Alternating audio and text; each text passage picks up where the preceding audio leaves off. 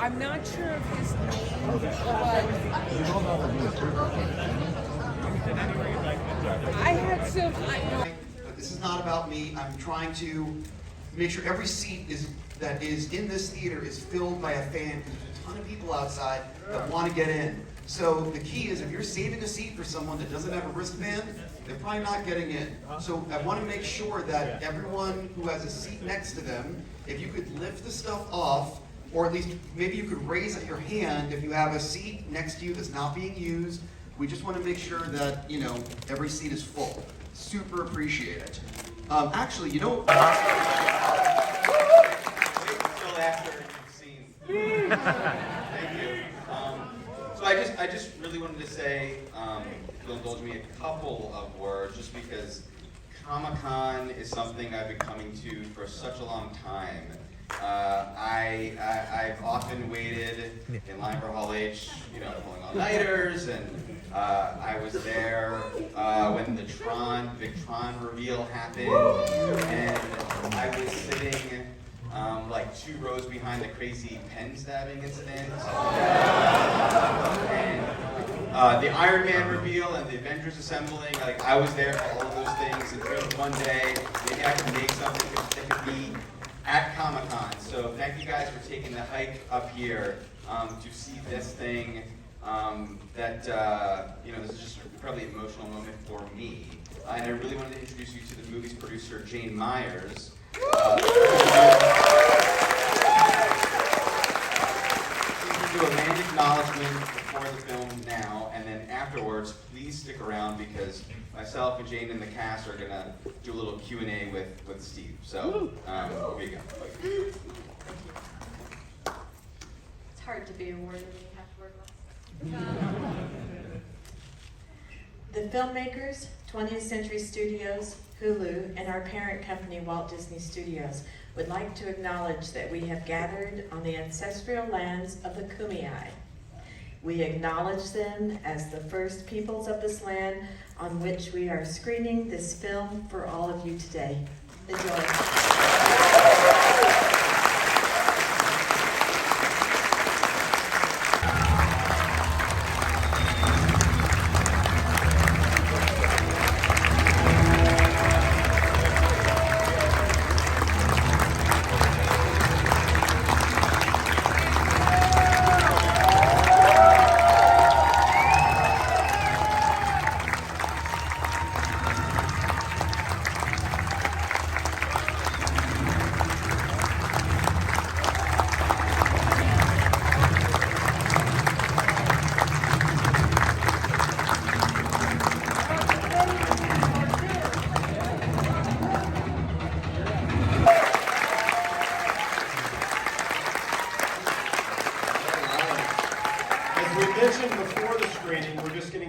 We're going to do a Q&A before once the film ends here.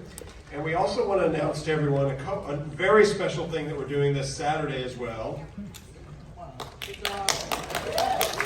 With Hulu, Hulu is going to be hosting a Predator scavenger hunt at the Convention Center on Saturday from 9 a.m. to 5 p.m. And everybody here is able to play. We're going to have cards for you when you exit tonight. If you decide to play, you'll be tasked to find 6 masked predators wearing a prey shirt around the convention center. Oh my God. Each predator will hold a unique token in homage to the Predator franchise. All you have to do is collect all 6 tokens on your card for a chance to win access to an exclusive Predator after party at 6:30 p.m. on Saturday at Lou and Mickey's. You must be 21 and over to attend the party. The first 100 people to complete the hunt and make it to the venue with their completed card will get access to the party, plus fun giveaways.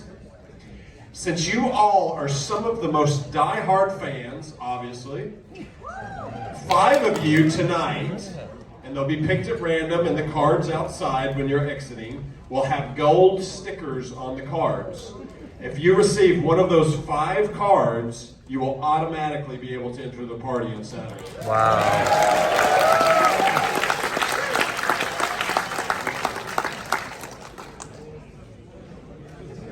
Collider, please we welcome Steve Weintraub. Is this on? Oh, good. I don't want to curse, but how effing awesome is that? Rather than me introducing everyone, I want to give all credit to Dan right there. Dan's going to come out. And I'm going to introduce Dan Trachtenberg, our director. Please come out. Oh, Dan's going to introduce everyone.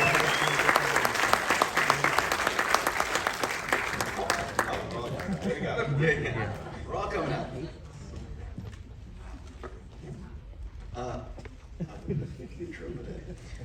I want to start with, the lights are pretty bright, so we can't see anybody. But I really want to say a sincere thank you to Hulu for making this movie. Thank you to 20th Century Studios for letting us do this tonight. Thank you to all of you for putting, it's really hard to make a movie. I just want to thank all of you for making this. Thank you for putting this on. So I have a million questions, but I just want to mention, what was it like for you guys watching this tonight with like a huge crowd? Because it's like the first time people are really seeing the movie. It's right here, and these are hardcore fans. Yeah, and not a lot of people will see it on the big screen, so you guys are the first and some of the only, so thank you for being here.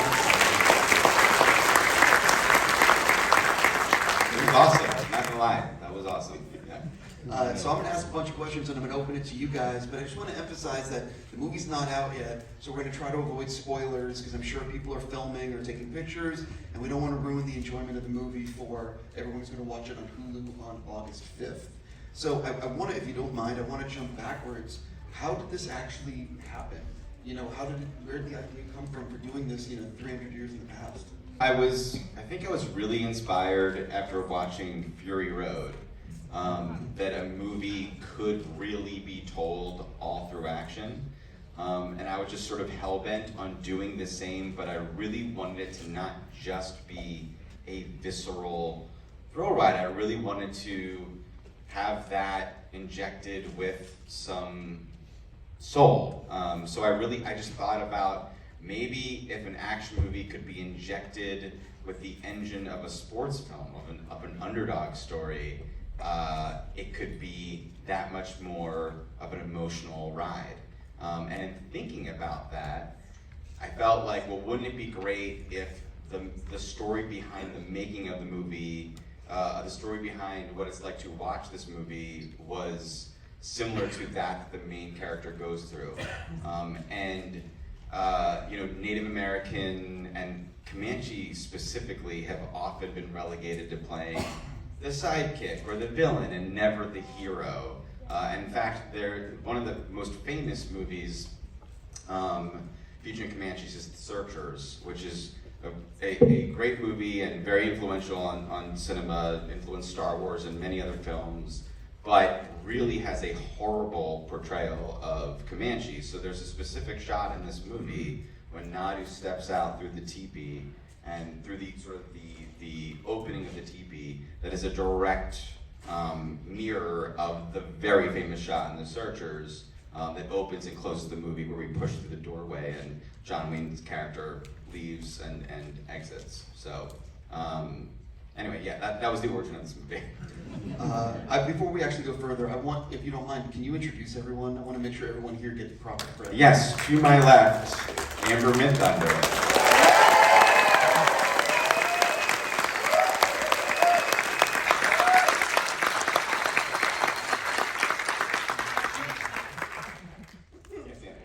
We're here. We're by ourselves.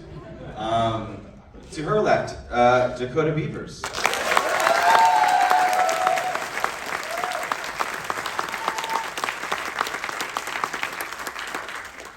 To his left, the man you can now see, the Predator, Dane Diliegro.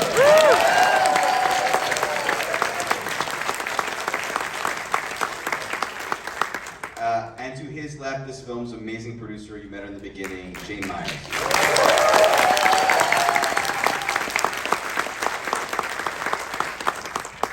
So one of the things I think that's really amazing is that I believe this is being released in is it with Comanche subtitles or dubbed in Comanche? I'm sorry, I don't know. Could you tell people?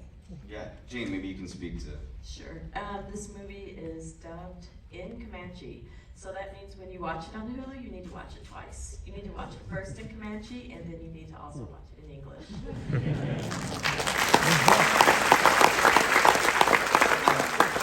And all of the actors. You already saw it in English, but you want to see it again, right? But no, this is the first film that has ever been put into my language on Comanche and Blackfeet. I'm an enrolled member of the Comanche Nation. So this is the first time that we've ever had a movie all in Comanche, and this is the first time for any Native American tribe to have a brand new movie in their language.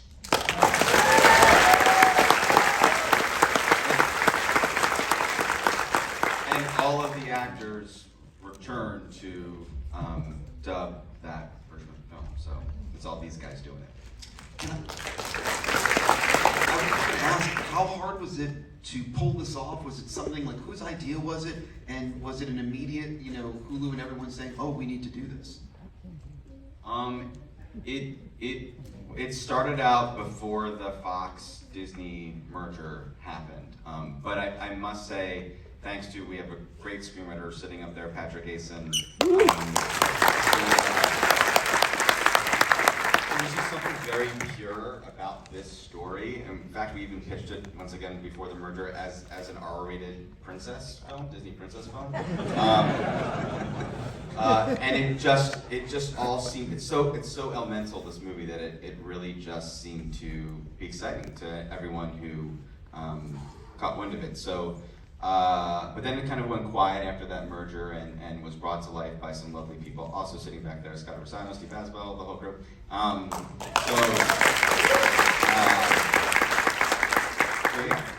then we were up and running, and we shot the movie in Calgary, or outside of Calgary. I think everyone here might have liked this movie. It's possible. So, we're From Calgary. Oh, that too. So I love learning about the behind the scenes and the making of movies. So I'd like to go down the line. What do you think would surprise people to learn about the making of this film? And if you don't have anything that would surprise people, maybe if you could share a memorable day from filming or just something really cool from set.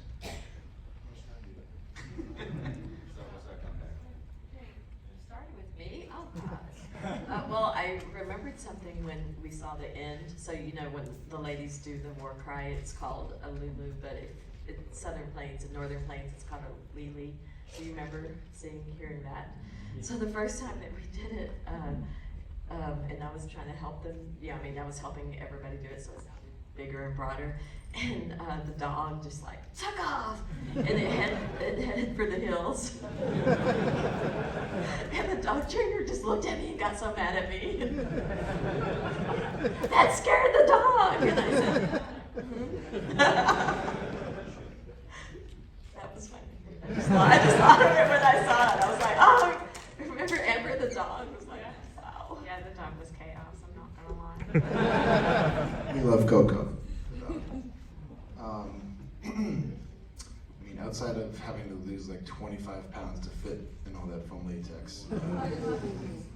Let's see, for me, I don't know if you know this, well you don't know this because I haven't told you before. We shot the whole movie, I didn't see a damn thing. My head was in the neck of this character, the head was on top of my head. The animatronic head weighed about 15 pounds, so I had to train my neck for 2 months to be able to handle the weight of the head.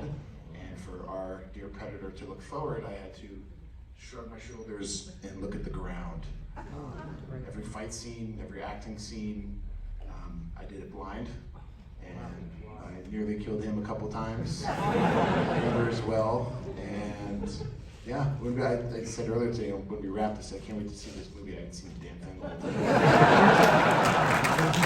time. I guess mine will be a simple one. During the fight scene with him, there was a lot of memorable moments. But there's the scenes where I'm ripping the arrows at him and we're fighting, and for a lot of that we had actual arrows sticking out of him that I had to grab during the fight. And so there was the one where I dive and I have to grab one out of his side. And one time I grabbed the back of his loincloth and I just ripped the back of his loincloth off. Luckily there's no latex crack back there, but it was still so maybe that's canon. Predators don't have butt cracks. We've not seen a predator crack yet. Sequel, baby, come on.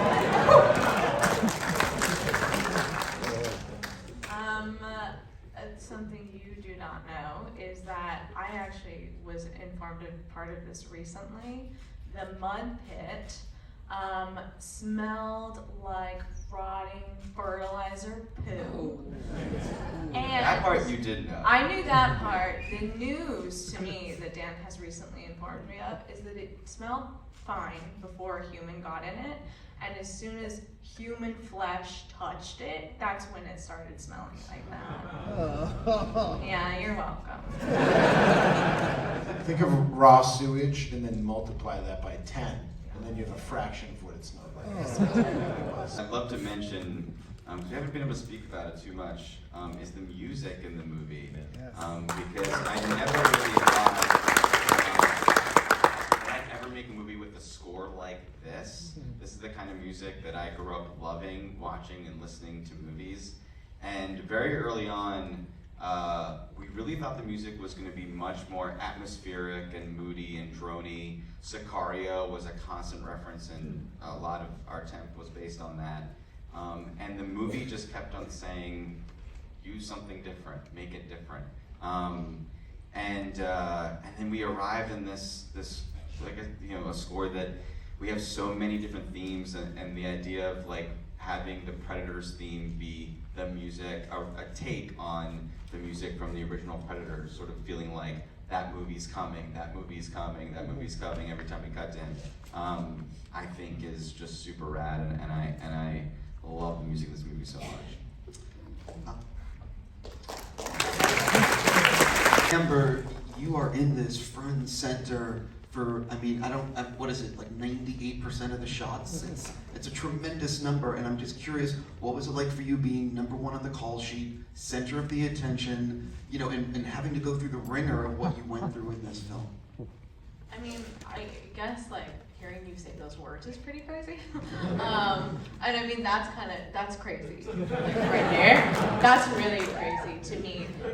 Because like, I don't know, I'm just a girl who likes to play pretend. Like it's not that. I don't know. It's the process of actually making the movie felt very intimate, I think, for a number of reasons. I mean, it's just like when you show up and you're shooting a show or a movie, that feels so far away from doing stuff like this. So this part of things, I always forget about. Like I have this thing that happens to me when I shoot something that I forget people are ever gonna see it.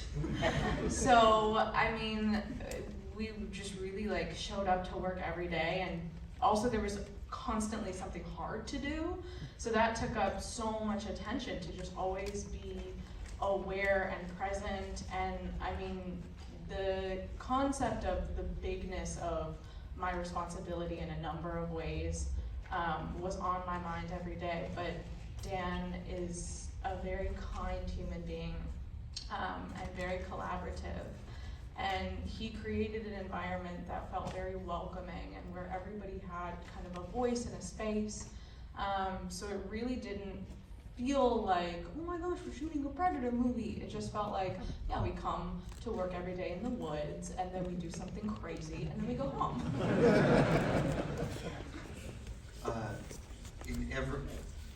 in every movie, something goes off the rails in the making of the film in a way that you can't expect. So I'm just curious, what were some of the big obstacles that happened during the shoot that you're like, oh, we're effed, how are we gonna do this? I had exactly that expression. I said those words at lunch one day, shooting the burnt glade sequence, because as we started shooting, day one, the wind did not love us, and none of that smoke or ash would stay in the air, and the sequence is just aesthetically completely dependent on that. So at lunch, I was just kind of had a little bit of a freak out and was like, well, we have to rewrite the scene where it's going to be at night now, and I don't know what to push it off. I didn't know what we were going to do. But just before lunch, we did get like one okay shot. And so our line producer, Marty Ewing, pulled me aside and said, Dan, I think we just figured out maybe how to do this. Let's just go back down there and get one shot at a time. And like that was the most profound thing I could have ever heard, and is great life advice on top of filmmaking advice. And we got, I think, a super kick-ass sequence out of making it one shot at a time. There are some kick-ass predator scenes in this movie. I think we would all agree that there's kick some ass, and I'm just curious, what was it like filming some of those battle sequences? And if you could share a little bit more about like what really goes on into pulling off a sequence like some of the ones in the movie, because I think a lot of people don't realize what it really takes to film a sequence like that or sequences like that. Well, for me, one of the most epic ones was riding the horse. I like the horse. His name was Rascal. So I spent a lot of time riding out just out in the wilderness down in Alberta. And then also I spent a lot of time prepping for the fight with this guy. And like he said, he couldn't see anything, so he's just like, dude, I'm just gonna swing. So you just gotta make sure you get low enough. That's exactly how I sound. It's pretty good, huh? Yeah, so anyway, I spent a lot of time on the horse, spent a lot of time with this dude, and it's buds. Oh yes, we're buds for sure. So I mean, I know mine in particular, and I know Amber's. I only got to see some of it, seeing as though I wasn't in that scene. Yeah, it's just as fast and as intense as you see it on the screen, and it really gets your heart pumping. It's quite an experience. Yeah, you asked what it takes. A lot it takes. It's just. From rehearsal to being on the day, and obviously when you shoot a scene like that, you shoot it in pieces, but it's hot, it's tiring, there's a lot of elements that come into play that make it extremely challenging, but you take a lot of hard-working people and put them together, and all saw the final product. And, yeah, it's challenging, but if it wasn't challenging, it wouldn't be a good payoff, so. Turned out well, and we're happy about it. So this is for Jhane and Dan. I love learning about the editing. Like, everything comes together in the editing room, and big changes can happen there. So I'm just curious, what did you learn from test screenings or from friends and family screenings that impacted the finished film? Did you make any big changes? One of the bigger changes we made was initially, when we were intercutting between Naru's journey and the Predator, it was the Predator and her kind of both tracking that bear, and there was a sequence that's quite fun of seeing the Predator's arsenal of weapons. We realized, wait, we didn't do the thing that the first movie did. We forgot to establish the Predator's code, and we sort of took that for granted, like people would remember that. But of course, we're making this movie for people who've never seen a Predator movie before. So it was then that we concocted the cutbacks to be seeing him going up against the snake and the wolf, and then ultimately the bear. But it just brought all the thematics of the movie much more to the surface. It taught you way more about what the Predator was here doing. And I think it really dove in and delivers on more of the promise of this movie's premise. Do you want to add anything? I just want to add that, like, I grew up in where the Comanches are from. I was born there, and Dan was such open to suggestion, and this is like before the editing, but we're like, I said it needs some more, like some kind of, because I grew up on Predator movies. That was like my first action movie that I had seen, and where I come from, they have a rattlesnake festival, and I was like, don't you know, Dan, if you cut the head off of a snake, a rattlesnake, it'll still try to bite you, and it moves and everything. And we were trying to explain it to ADI, and we found a video. We found a video that I do not suggest anyone here. I'll never. Because they didn't believe me, like, I'm making this up, right? Yeah. And I said, no, On I've seen YouTube. it, I've seen it. And so Dan believed me. But anyway, we showed this video, and it was like in the morning for a meeting, right? And they had breakfast. And when I grew up, I was like, when I was smaller, I was a big tomboy, and I had a fight just like how Amber, fought, what is his name, Wasape, Stormy. And I was like, oh, that can happen, because that happened with me. And anyway, so when all the guys, I'm the only woman on this thing, and we're seeing the snake, and it looks gross, and they're like, oh my God, that really, it's real. And you can hear these people talking and saying, yeah, look at it go, and it's on this table, and it's all flipping around, and without a head trying to bite people. And I said, who had sausage this morning? And they were like, Jhane, that's horrible. It was funny. I'm also curious, how long actually did you have to shoot this movie? How many days did you guys have? It was 63 plus. A little bit more, but not that much. So, of those days, for everybody, which is the one that it was the nightmare? And this goes down the line, the one that was the day that really broke you, if any. Well, it was the burnt glade for me that day that it didn't want to happen. There was one point in maybe 75% of the way through, between the after and second half for sure, when I realized that I lost all concept of time in terms of what we had left to do, because we kept having the sequence where you see that I left with the dog, and then I'm it's just me and Suddy walking through the camp, outside the camp, on a cliff, on a different cliff, down a river, all that kind of stuff. We shot that sequence in so many different, over probably how many different days? Well, we're chasing light too, so I think that was what was so disorienting for you throughout the whole process. Yeah.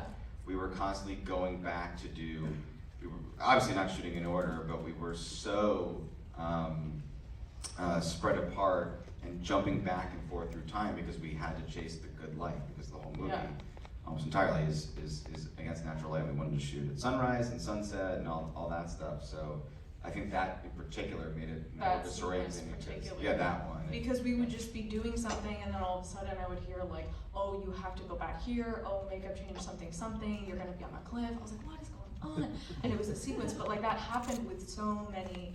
Like he said, the burnt glade, it was just shot by shot. So at some point, everything started off so contained. We shot in the Comanche camp, finished the Comanche camp, and then we had some other stuff. We had the French trappers, shot that stuff. And then we were left with this, I didn't even know what we had left. And then the 65 plus started coming in. And I was like, oh my God, we're never gonna leave.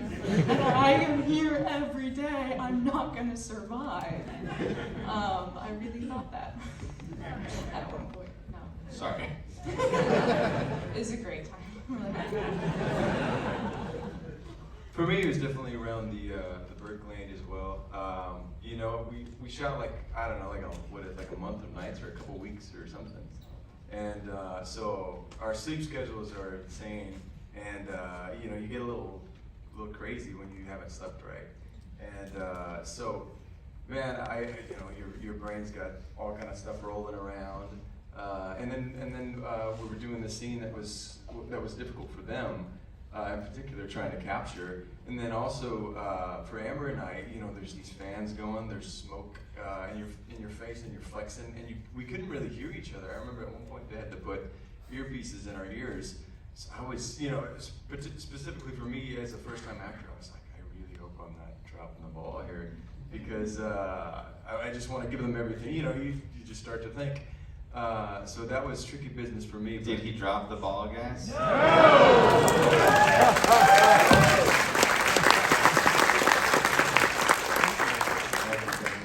So yeah, Burnt Glade was tricky business, but we got her done.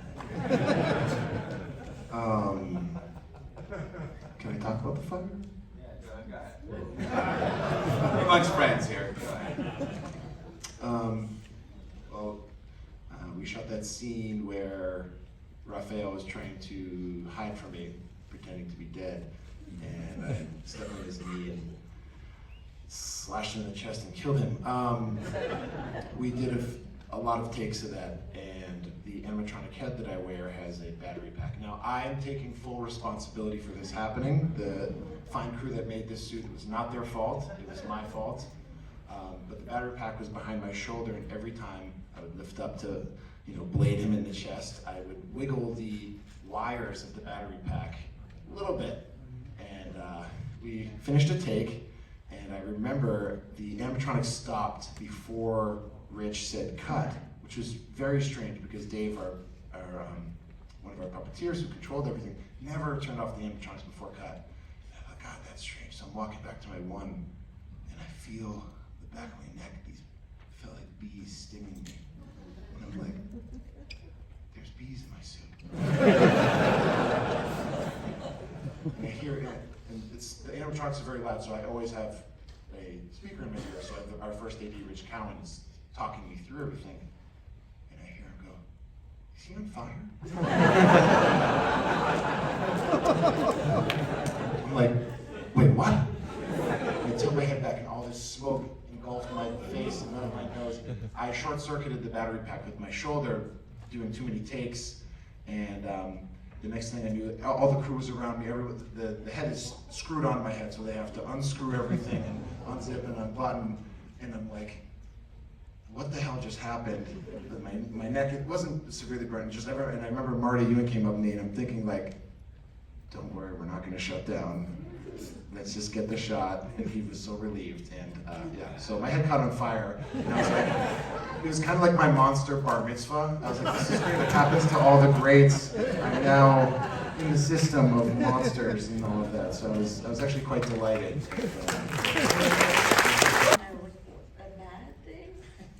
I think it was kind of funny seeing, I shouldn't say this because we're sitting in California, but I like to be outdoors and do a lot of outdoor stuff, and when we first got there, we had to see these locations, beautiful pictures that we saw over Zoom, and we're like, can we see them in person?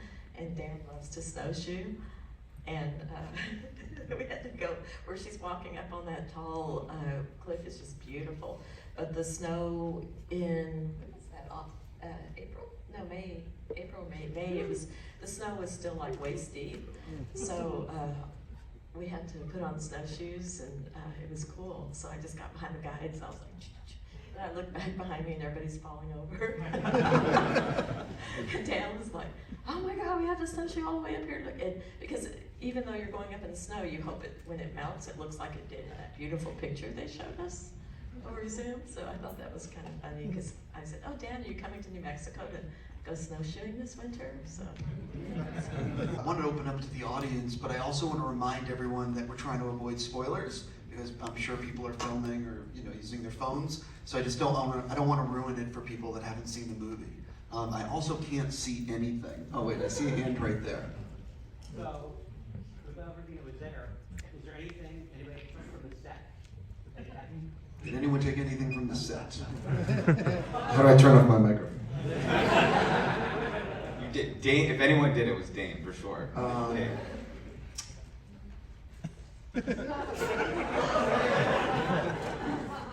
What did you say? I don't know. We got Scott, Disney executives. Definitely not, there's no executives. in the room. It's just us. I have the wolf, the wolf skull that he stabbed it in the leg. That's, that's hanging on my wall. So I have that. And, cool thing. And so I took it.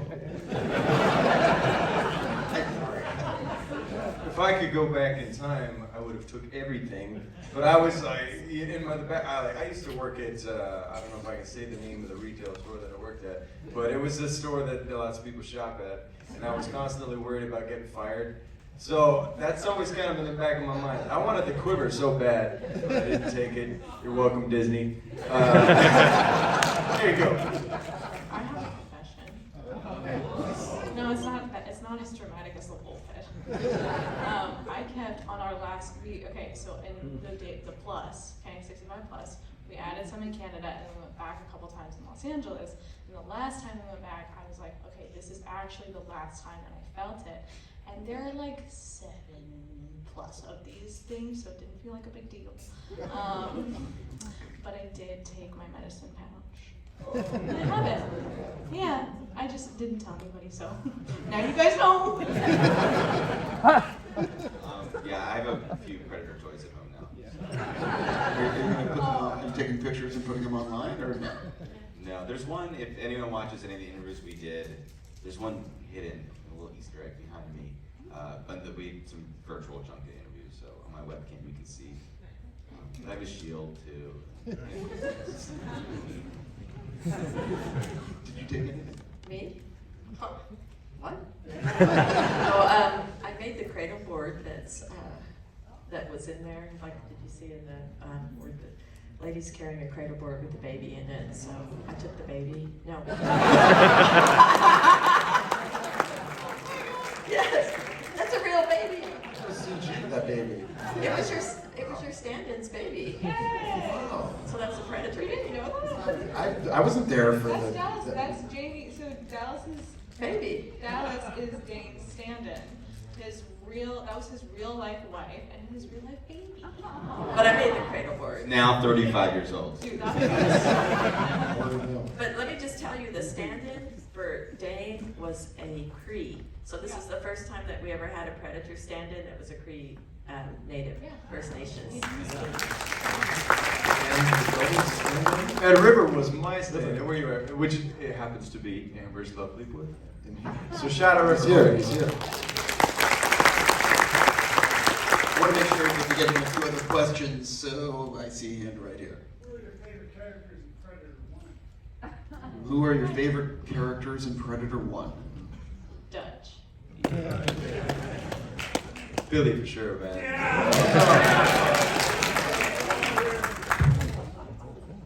The helicopter pilot.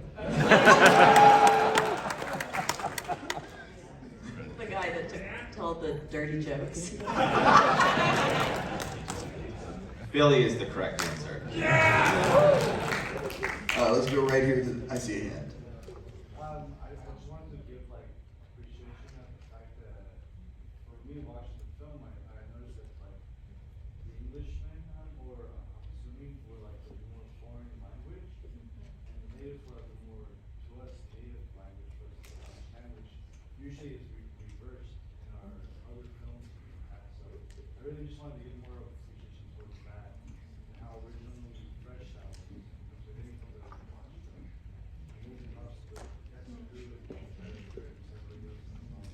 Thank you. Thank you, brother. I want to go to the back, so hold on. I'm just looking. That's a good idea with the phone. I think with the phone. Oh, I see the person with the phone waving. If you block it, you can see. You just put your hand up, you can see everything. So my question would be for the writers and for the producers and to Amber. When the last scene, how I connected to Predator 2, how you linked 17-15, what inspired you to return back to that particular scene? Because that was a strong finish for me. I think, yeah, that was the thing that unlocked this whole deal. One was like, wouldn't it be cool if? And then it was like, oh my gosh, wait a second. It works. And it's basically what gave us our date. Because this could have been set in the 1600s, 1690, whatever, 1698, whatever. But it was like, no. There's a perfect time, perfect date to set this movie. So that was kind of the main impetus. So, because when you watch Predator 2 and when other Predator throws the gun to Danny Glover, when he says, when he looks at it as 1715, as soon as I saw that, there was so many reminiscences from Predator, from 89 Predator and 91 Predator. What is, as far as the writing particular portion and the direction, what gave you guys the strength to just bring it home as a full Predator movie? Because you guys landed the middle of it. Thank you for saying. Yeah, I mean, I think it was, I mean, that certainly, like I said, gave us the freedom to be like, oh my God, yeah, wait, there's precedent for this can happen. And I think it was also exciting, there's so many like comic books that deal with this, or video games or whatever, and it was just sort of exciting to be like, no, what if the next movie is this fan theory idea, or what would normally just be an offshoot notion, is the real deal, is the main movie. Just think it's super exciting. I see a phone going right there. First, it was really difficult to figure out who I wanted to ask the question to. Dakota, my daughter's name, is also Dakota. But being that I'm a long-term fan of my favorite franchises are, of course, Predator, Alien, Terminator, giving us some really strong female leads, Alan Ripley, Sarah Connor. Was there ever a moment, Amber, where you said, oh my God, if I pull this off, I needed that my name could end up being mentioned along with those other iconic women of talent? I mean, Dan definitely referenced a lot of iconic female action heroes. I think more so what went through my head was the bigness of the choice that Dan and 20th Century made to get behind a movie like this that has not just a female action hero, but an indigenous female action hero, because that's something that I don't recall seeing maybe possibly ever, and especially not represented this way. I am Lakota, Nakota, and Dakota. My reservation is in Montana, and I grew up in my culture, I grew up with my traditions, so for me to think about having a movie like this, seeing it, watching it just here tonight, and it opens and it says the Great Plains 1719, that made me so emotional, because I think that's a real thing to me, and Jhane is obviously Comanche, those are literally her people, that's a real time in history to us that is not that long ago, that I had ancestors walking around doing cool stuff, so to think about that responsibility, because that was going to exist whether I played this role or not. That was kind of the biggest thing in my mind, and that was what I really honestly thought about every day I came to work, was not wanting to let down Comanche people first and foremost, but specifically indigenous people, and that if it did work and we did pull it off, then how great that would be for us to have something where we feel like we can look at a movie and feel represented and reflected in a way that we're proud of, because we don't often get that.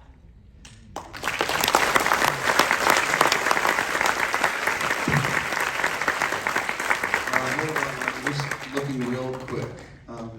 Who has the best question? I was going to be like, we're running out of time. So when we call on you and it's not a great question, you'll feel really embarrassed. So make sure this is the best. I see you guys pointing. Who do you want?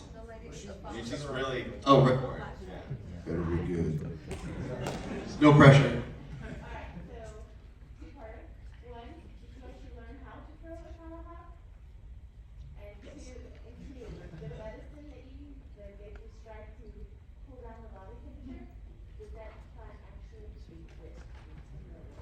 Okay, so yes, fun fact actually, I bought my dad, who's here, he's in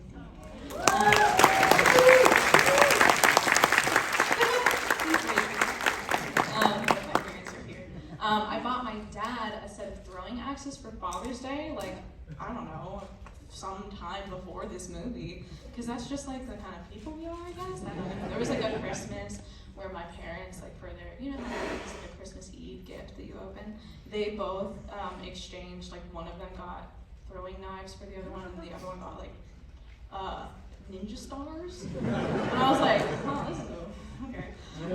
So I just followed the pattern. So to answer your question, yes.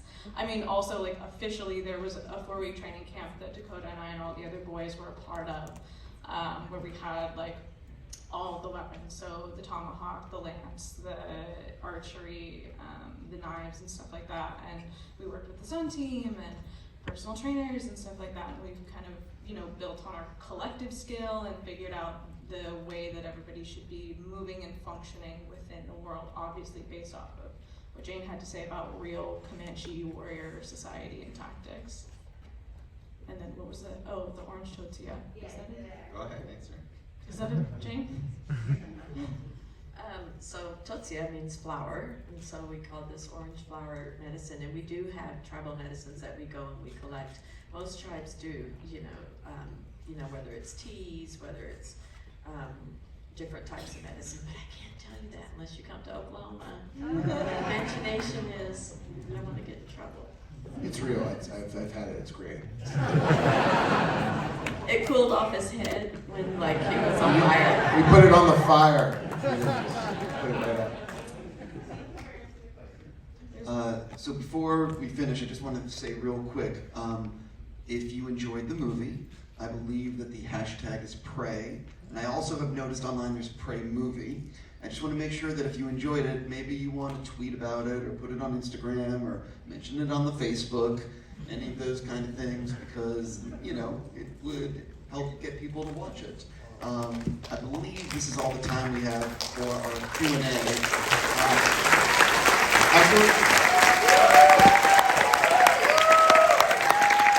I was going to say that I think they made a kick-ass movie. I really want to thank you guys.